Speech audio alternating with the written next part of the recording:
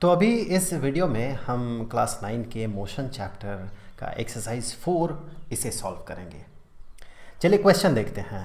यहाँ पर कहा गया है कि एक मोटर बोट है जो कि रेस्ट से चलना शुरू करता है। मतलब एक मोटर बोट जो है ये रुका हुआ था और यहाँ से ये चलना शुरू करता है। तो initial velocity obviously 0 metre per second, और ये जो चलता है ये कांस्टेंट एक्सीलरेशन से, मतलब यूनिफॉर्म एक्सीलरेशन से स्ट्रेट लाइन में चलता है, और एक्सीलरेशन इसका है 3 metre per second square. So acceleration is 3 metre per second square. ये 8 सेकेंड तक चलता है, ठीक है। 8 सेकेंड तक एक्सीलरेटेड होता है। तो ये जो है बोट यहाँ तक पहुँच गया, 8 सेकेंड बाद यहाँ पर पहुँचा, ये यहाँ पर पहुँचा। इस एक्सेलरेशन के साथ ये चला और ये लगा टाइम 8 सेकेंड्स। हमसे ये पूछा गया how far does the boat travel during this time. इतने समय में बोट कितना डिस्टेंस ट्रैवल कर लेगा। किस तरह से हम पता लगाएंगे यहाँ पर डिस्टेंस कितना ट्रैवल करेगा ये। चलिए देखिए, यहाँ पर कोई फॉर्मूला है क्या अवेलेबल जिसे हम यूज़ कर सकते हैं? बिल्कुल अवेलेबल है। आप देखिए ये वाला जो फार्मूला है ये है अवेलेबल, इसे हम डायरेक्टली यूज़ कर सकते हैं। हम कुछ ऑल्टरनेट तरीके भी देखेंगे इसका वैल्यू पता करने का। चलिए सबसे पहले तो पहला तरीका मैं कुछ इस तरह से लिख देता हूँ। फर्स्ट प्रोसेस से हम जो इसे सॉल्व कर रहे हैं ये फर्स्ट प्रोसेस है। सो यहाँ पर हम डायरेक्टली ये फार्मूला अप्लाई कर सकते हैं और यहाँ से लेके ये जो डिस्टेंस ट्रैवल किया, ये हम दरअसल डिस्प्लेसमेंट पता करते हैं, उसी का मैग्नीट्यूड इस केस में डिस्टेंस ट्रैवल्ड होगा, वो हम पता करेंगे। सबसे पहले तो डिस्प्लेसमेंट जिसका मैग्नीट्यूड डिस्टेंस ट्रैवल्ड होगा। So displacement is equal to this one, ut plus half a t squared. These are equations of motion. So ut plus half a t squared. अब देखिए u का वैल्यू क्या है, u is 0 metre per second into t, जो भी है ये 0 बन जाएगा। This is cancelled. चलिए इसे हटा देते हैं, इसे हटा ही देते हैं क्योंकि ये 0 बनेगा, तो इसे हमने यहीं पर हटा दिया क्योंकि u का वैल्यू 0 है। 0 मल्टीप्लाइड विथ एनीथिंग इज़ 0। तो ये टर्म जो है इसे हम कैलकुलेट करेंगे। Half acceleration is 3 metre per second squared, और टाइम जो है दैट इज़ 8 सेकेंड्स। t का स्क्वायर है, t का स्क्वायर है, सो 8 सेकेंड इंटू 8 सेकेंड हम लिख सकते हैं। आप 64, 8 into 8 is 64, second into second is second squared, यहाँ पर 64 सेकेंड स्क्वायर्ड भी लिख सकते हैं। तो चलिए देखें, ये सेकेंड ये सेकेंड स्क्वायर्ड को कैंसिल करेगा, और ये 4 इंटू 2 इज़ 8, और 4 into 8 is 32, 32 into 3 is 96। So 96 metres ये ट्रैवल करेगा। तो ये तो एक तरीका हो गया। अब देखिए, अगर हम एक दूसरा तरीका ही अप्लाई करते हैं इस समय, तो हम किस तरह से इसी चीज़ को सॉल्व कर सकते हैं कि अगर ये 8 सेकेंड तक 3 मीटर पर सेकेंड स्क्वायर्ड से एक्सीलरेटेड हो, तो फिर इसका फाइनल वेलोसिटी हम पता कर सकते हैं इस वाले फार्मूला से, या फिर आप डायरेक्टली भी पता कर सकते हैं। 0 था, 1 सेकंड बाद 3 होगा, फिर 1 सेकंड बाद 6 होगा, फिर 1 सेकंड बाद 9 होगा, इस तरह से 8 सेकंड बाद कितना होगा? 3 इंटू 8 24 मीटर पर सेकंड होगा। 3 metre per second squared acceleration, इसका मतलब क्या है कि हर सेकंड में each and every second the velocity will be increased by 3 metre per second. Velocity हर सेकंड 3 मीटर पर सेकंड बढ़ेगा। यही एक्सेलरेशन का मतलब है, 3 मीटर पर सेकंड स्क्वायर्ड इस एक्सेलरेशन का मतलब।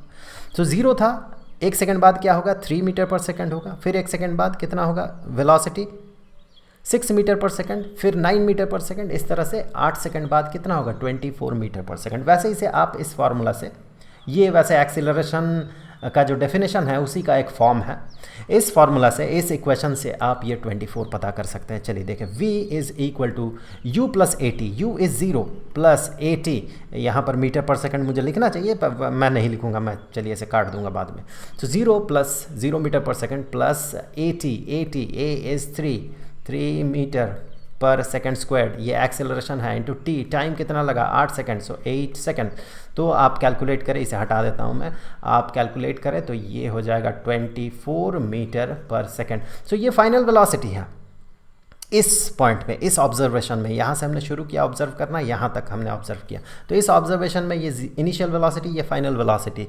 तो जब एक्सेलरेशन यूनिफॉर्म रहता है, जब एक्सेलरेशन यूनिफॉर्म होगा उस समय पूरे जर्नी में जो एवरेज वेलोसिटी होगा वो इनिशियल और फाइनल वेलोसिटी का अरिथमेटिक एवरेज होता है। 0 और 24 का अरिथमेटिक एवरेज क्या होगा, जो आप एवरेज पता करते हैं क्लासेस में, 0 और 24 का average, 0 + 24 divided by 2 is 12 metre per second. तो इस पूरे जर्नी में इसका जो एवरेज वेलोसिटी, मैं यहाँ लिख दूँ एवरेज वेलोसिटी, जो एवरेज वेलोसिटी है 12 मीटर पर सेकंड।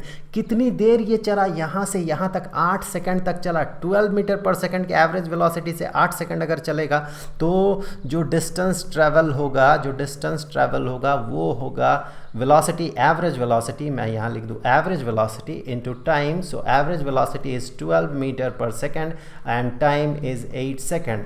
8 × 12 इज़ 96, और ये सेकंड न्यूमरेटर डिनोमिनेटर से कैंसिल, 96 मीटर्स। तो इस तरह से भी हम इसे पता कर सकते हैं। वैसे फाइनल वेलोसिटी पता करने के बाद हम ये फार्मूला भी यूज़ कर सकते हैं, इस फार्मूला से भी s पता कर सकते हैं। यहाँ इस फार्मूला को देखें, हम कह सकते हैं s जो है ये बराबर होगा v² - u² divided by 2a। ये 2a ये इस साइड में जाएगा तो डिनोमिनेटर में जाएगा।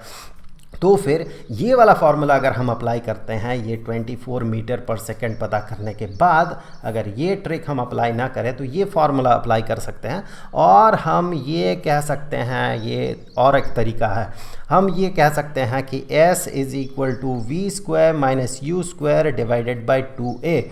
अब v देखें, final velocity 24 metre per second, उसका स्क्वायर, सो 24 मीटर पर सेकंड का square minus 0 metre per second, 0 metre per second का स्क्वायर। ऑब्वियसली ये जो है ये कैंसिल हो जाएगा, ये तो रहेगा ही नहीं पूरे कैलकुलेशन में। 2a, so 2 × acceleration is 3 metre per second square, so 3 metre per second square. मैं आगे बढ़ता हूँ, यहाँ 24 × 24 लिख सकता हूँ, मीटर पर सेकंड का होल स्क्वायर, मीटर स्क्वायर पर सेकंड स्क्वायर डिवाइडेड बाई 2 × 3 और मीटर पर सेकंड स्क्वायर्ड। आप देखिए 2 × 3 कितना होता है 6, 6 × 4 24, 4 × 24 इज़ 96, और ये पर सेकंड स्क्वायर्ड और पर सेकंड स्क्वायर्ड, यहाँ न्यूमरेटर डिनोमिनेटर से कैंसिल, ये मीटर 1 मीटर को कैंसिल करेगा, 96 मीटर। सो इस तरीके से भी हम इसे पता कर सकते हैं। तो आई होप कि वीडियो आपके लिए हेल्पफुल रहा होगा। अब अगले वीडियो का लिंक आपको यहाँ पर स्क्रीन में मिल जाएगा। अब जाते जाते मैं आपको बता दूँ कि इस पूरे चैप्टर का जो प्लेलिस्ट है उसका लिंक आपको डिस्क्रिप्शन में मिलेगा। तो उम्मीद है कि अगले वीडियो में फिर मुलाकात होगी। तब तक के लिए खुश रहें। Good bye.